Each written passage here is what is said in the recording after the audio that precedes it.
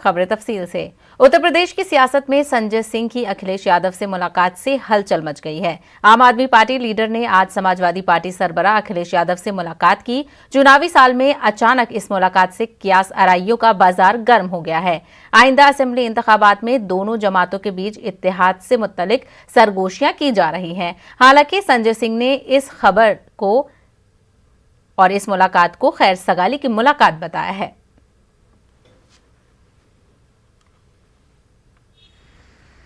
हम लोग पहले भी मिलते रहे हैं और 1 तारीख को उनका जन्मदिन था।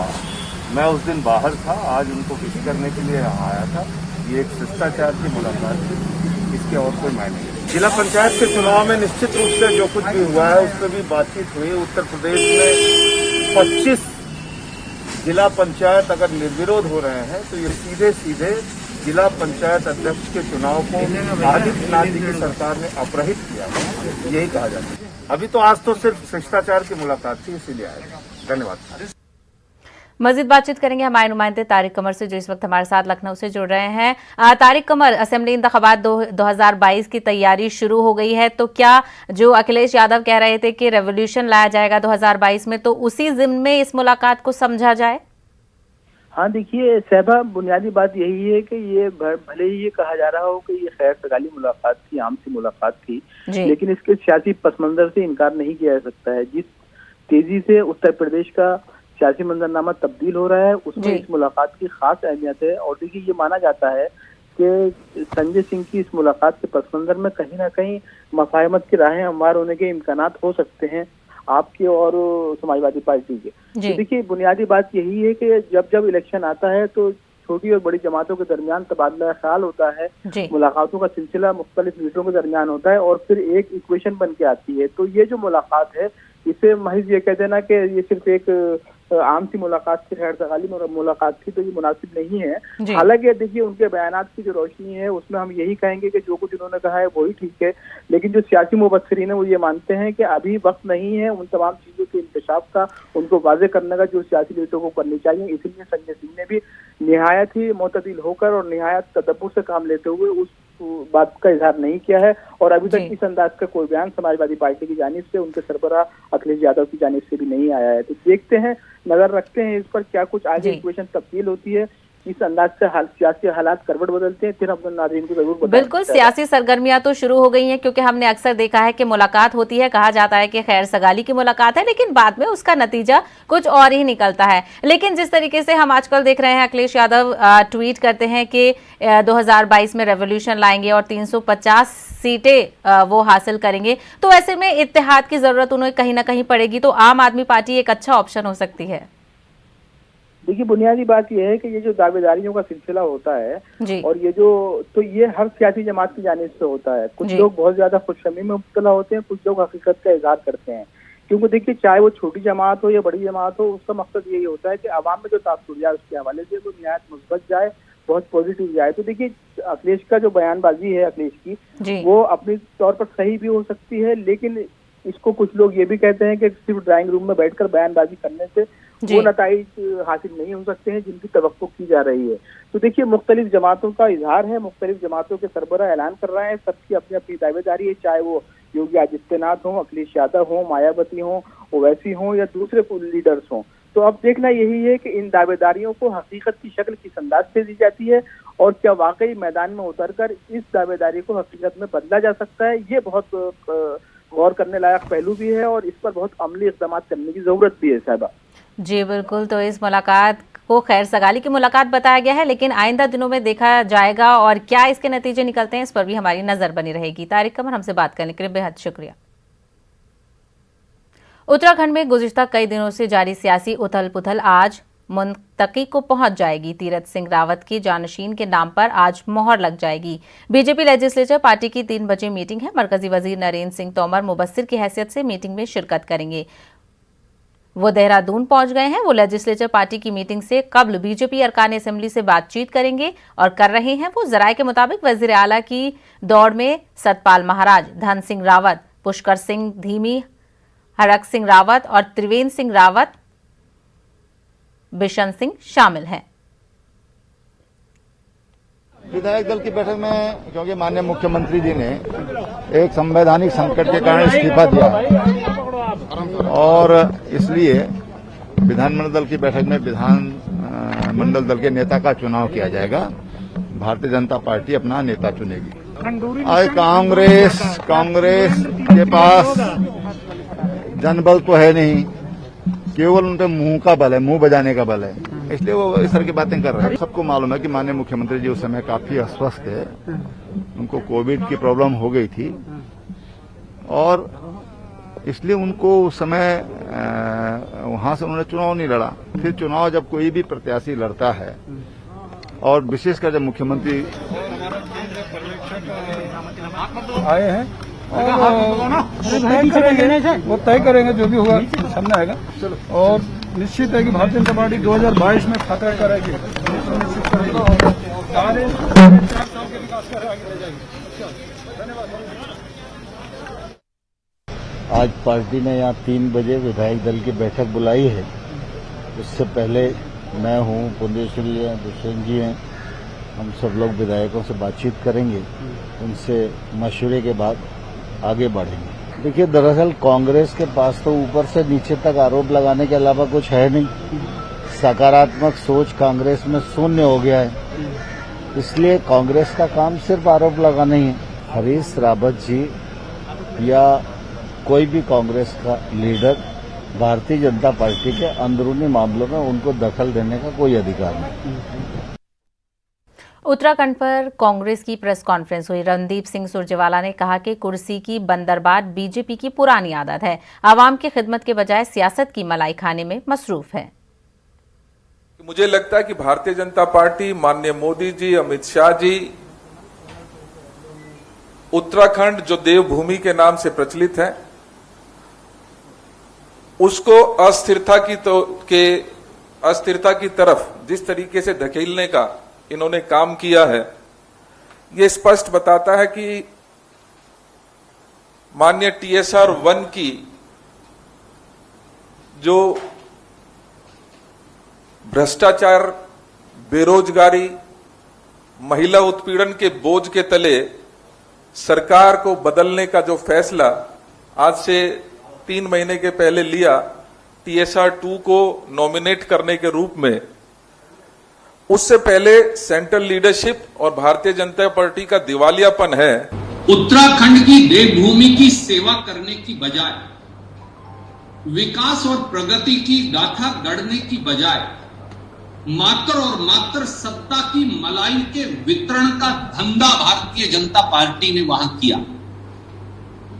जिस प्रकार से व्यापक भ्रष्टाचार हुआ, और इसके लिए अगर कोई जिम्मेवार है तो वो माननीय नरेंद्र मोदी जी और JP नड्डा जी जिम्मेवार है, जिन्होंने 4.5 साल के शासन में, लगभग 4.5 साल के शासन में उत्तराखंड को एक ऐसे मोड़ पर लाकर खड़ा कर दिया जहां भारतीय जनता पार्टी का काम केवल और केवल सत्ता की मलाई की बंदरबाट करना है।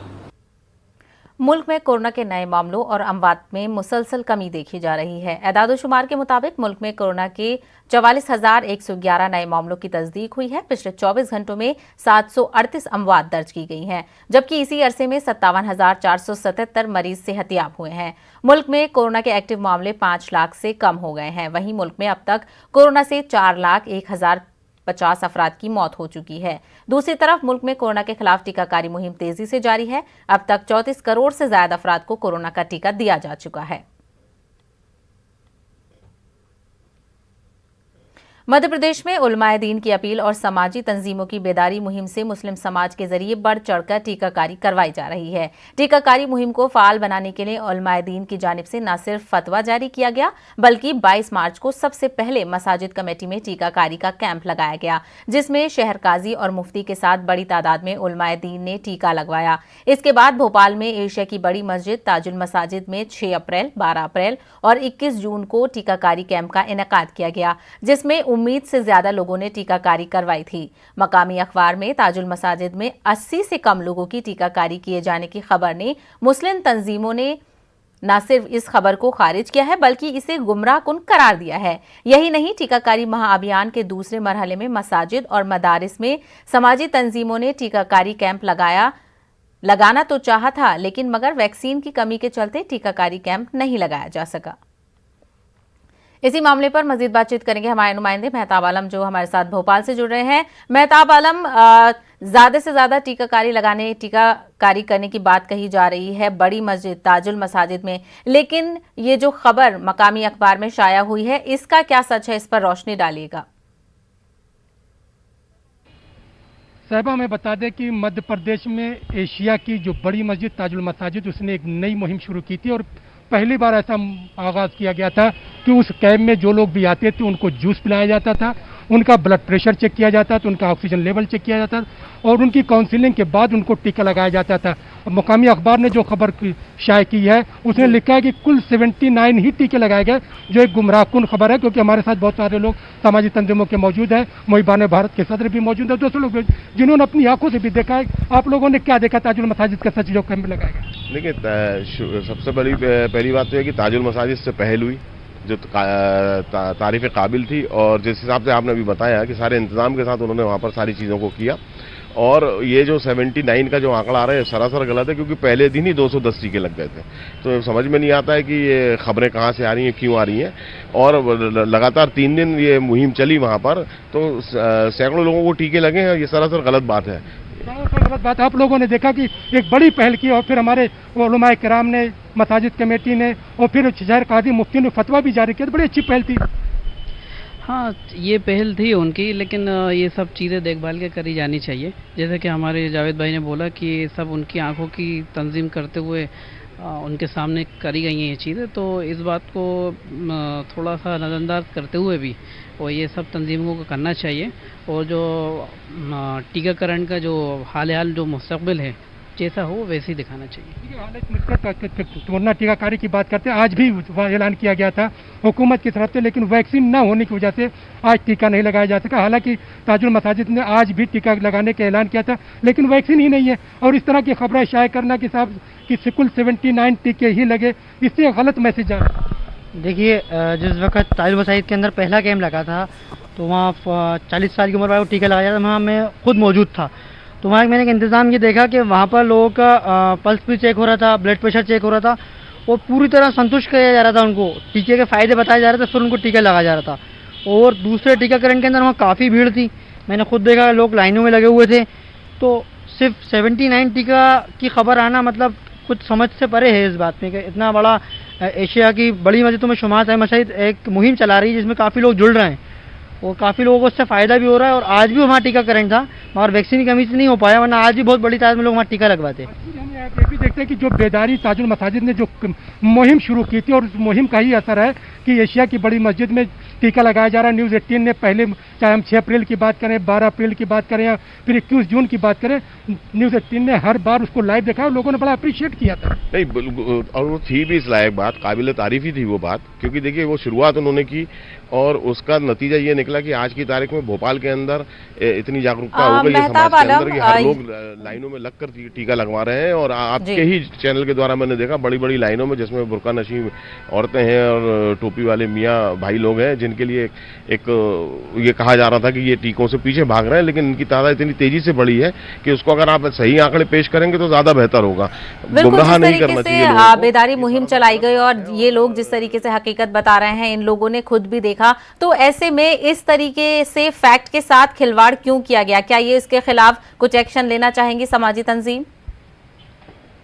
देखिए, समाजी तंजीम मैं चाहते हैं कि चाहे कोई अखबार हो या कोई तंजीम हो, अगर कोई गुमराहकुन बात फैला रहा है तो जाहिर बात है उसकी सरजनिश की जानी चाहिए। और ये लोग जो यहाँ पर आए, इन लोगों ने अपनी आंखों से देखा कि ताजुल मस्जिद से बेहतर इंतजाम न सिर्फ भोपाल बल्कि मध्य प्रदेश के किसी भी शहर में नहीं किया गया था। और इसकी वजह यह थी कि ताजुल मसाजिद की जो तंजीमें थी, वहाँ पर जो है जो सोशल वर्कर थे, जो NGOs थी, जो डॉक्टर थे, पैरामेडिकल स्टाफ थे, उन लोगों ने वैक्सीन लगाने के साथ साथ काउंसिलिंग भी की, काउंसिलिंग के साथ बेदारी की, लोगों को जूस तक पिलाया गया था। जी हाँ, बिल्कुल, जूस पिलाया गया, BP चेक किया गया, उनको मुतमईन किया गया, उनकी काउंसलिंग की गई, उनको इत्मीनान दिलाया गया और उनको बूस्ट किया गया और उन्होंने जाके दूसरों को बूस्ट किया। इसलिए दूसरे दिन बहुत लंबी तादाद हो गई और तीसरे दिन और लाइनें बढ़ गई। तो मेरा यही कहना है कि जो हकीकत है वो सामने बयां करें, ना कि गलत फहमियां पैदा करें और शर फैलाएं। यहाँ पे साहब मैं आपको बता दूं कि हमारे साथ डॉक्टर जफर साहब आ चुके हैं, जो ताजुल मसाजिद में 3 कैंप लगाए गए थे, उसके रुए रवा है। डॉक्टर साहब, जो जिस तरह की खबर आ रही है कि कुल 79 टीके लगाए गए ताजुल मसाजिद। देखिए, मुझे बड़ा अफसोस है कि हम हर मामले में तासुब का शिकार हो जाते हैं। सच्ची बात यह है कि जिस बड़े पैमाने पर ताजुल मसाजिद में टीकाकरण हुआ, उसमें शासन और प्रशासन खुद मौजूद रहा, और मैं बहुत शुक्रगुजार हूँ न्यूज़ 18 का कि उन्होंने भी इसको लाइव टेलीकास्ट किया था और दूसरे न्यूज़ चैनल भी वहाँ मौजूद थे। तो एक बड़ी तादाद जो थी उसने टीकाकरण करवाया है और वो ऑन रिकॉर्ड मौजूद है। खबरें छापने से पहले या कोई खबर शाया करने से पहले तहकीकात बहुत ज़रूरी है। इसके बड़े मुज़र और बड़े बुरे असरात सोसाइटी के ऊपर पड़ते हैं, ख़ास तौर पे जब एक तहरीक पूरे मुल्क की सतह पर चल रही है और जिसमें मध्य प्रदेश सरे फहरिस्त है, तो जाहिर है कि उसमें बहुत ज़्यादा ध्यान रखना चाहिए। और इस तरह की पत्रकारिता या इस तरह की सहाफ़त वो समाज के लिए, सोसाइटी के लिए, खुद मुल्क के लिए बहुत नुकसानदेह होती है। आप लोगों ने जो वहाँ पे कैंप लगाया था, मस्जिद के अंदर पहली बार कैंप लगाया गया था, और न सिर्फ भोपाल, बिल्कुल। तो इस तरह की खबर से एक नेगेटिविटी की तस्वीर सामने आती है, क्योंकि अखबार पर लोग विश्वास करते हैं, वो खबर को देखते हैं, और क्योंकि वैक्सीनेशन के सारे रिकॉर्ड मौजूद है महकमा सेहत के पास, तो ऐसे में इस तरह की खबर की तस्दीक करनी जरूरी हो जाती है। और जो दूसरा पक्ष है, जो अखबार का पक्ष है, वो जानना भी जरूरी है, क्या उनसे ये अनजाने में हुआ है या फिर इसके खिलाफ क्या कुछ और तस्वीर है। मेहताब आलम, हमसे बात करने के लिए बेहद शुक्रिया। और आपके साथ जो तमाम ब्रेक के बाद आपका खैर मकदम है। मुल्क के अक़लियती फ़िरके में अपना मुकाम बनाने और आरएसएस से मुतालिक गलत फहमियों को दूर करने के लिए मुस्तकबिल का भारत के बाद एक और किताब वैचारिक समन्वय जल्द ही लोगों के बीच होगी। डॉक्टर ख्वाजा इफ्तिखार के जरिए लिखी गई इस किताब को आरएसएस सरबराह मोहन भागवत लॉन्च करेंगे।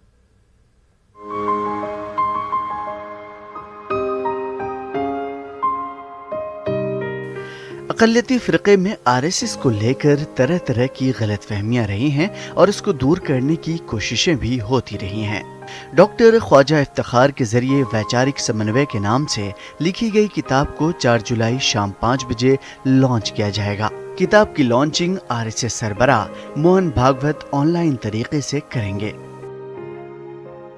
हिंदुत्व जो है यह कट्टरपंथता और संकुचितता नहीं है, यह एक बहुत व्यापक टर्मिनोलॉजी है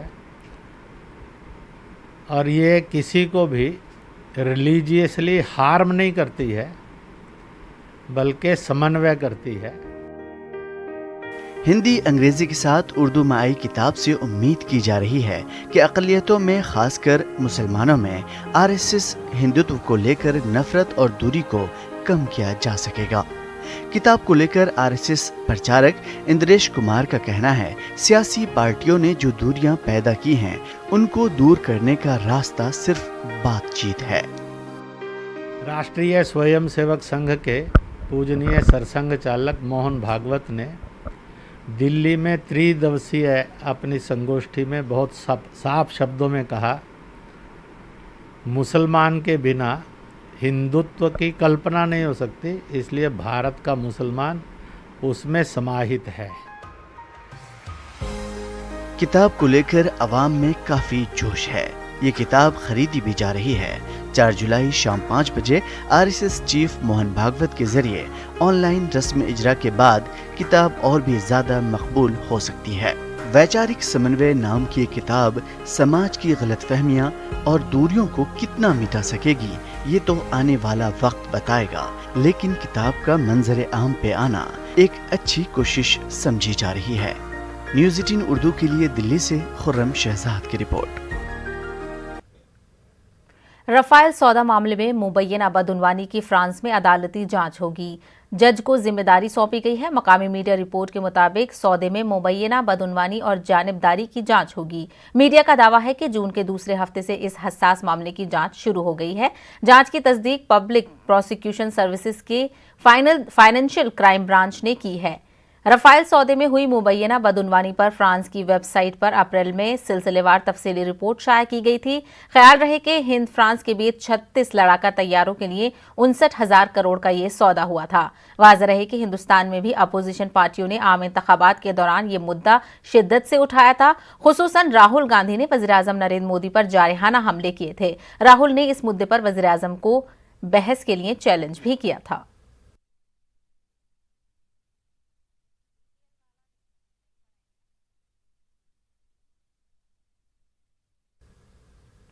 अमेरिका ने म्यांमार की फौजी हुकूमत में शामिल अफराद के खिलाफ ताज़ा पाबंदियां आयद की हैं। शहरियों के खिलाफ जारी तशद्दुद का अमेरिका ने सख्त नोटिस लेते हुए ये कार्रवाई की है। फौजी हुकूमत में शामिल 22 अफराद के असासे मुंजमद कर दिए गए हैं। ख्याल रहे कि 1 फरवरी को जमहूरी हुकूमत का फौज ने तख्ता पलट दिया था और आंग सान सूची समेत कई अहम लीडरों को हिरासत में लिया गया था, जबकि इस दौरान सैकड़ों शहरी फौज की तशद्दुद में हलाक हुए।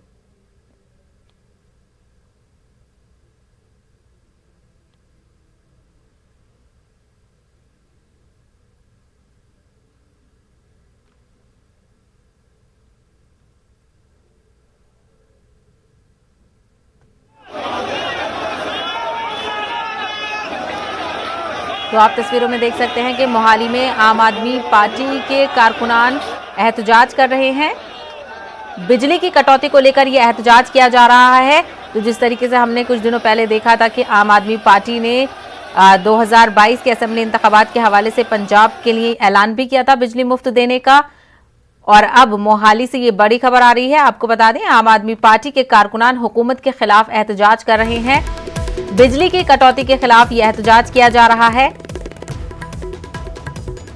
तो जिस तरीके से आपने तस्वीरों में देखा, बड़ी तादाद में आम आदमी पार्टी के कारकुनान हुकूमत के खिलाफ एहतजाज कर रहे हैं। पंजाब हुकूमत के खिलाफ बिजली की कटौती के मामले में ये एहतजाज किया जा रहा है।